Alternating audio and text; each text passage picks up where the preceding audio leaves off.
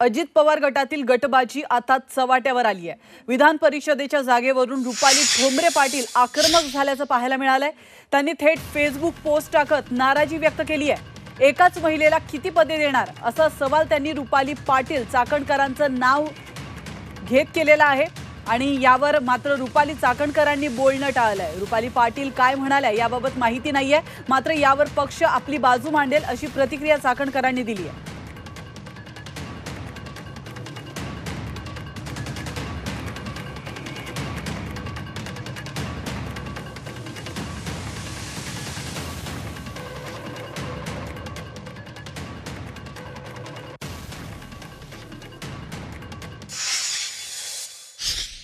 माझ्या पक्षाकडे मागणी आहे, जर आपल्या पक्षामध्ये एक व्यक्ती एक पद अशा प्रमाणे न्याय देण्याची आम्ही पहिल्यापासून विनंती केली आहे, तर एकाच व्यक्तीला तुम्ही किती पद देणार।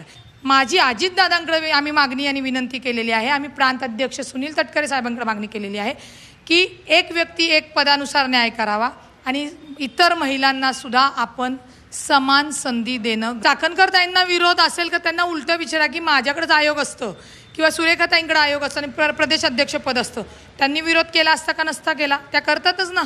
त्या संघटनेतलं पद देताना सुद्धा 10 वेळा विचार करून किंवा त्यांच्या सोयीनुसार काहीतरी विचार करून देत असतील ना। आम्ही बघतोय त्यांना।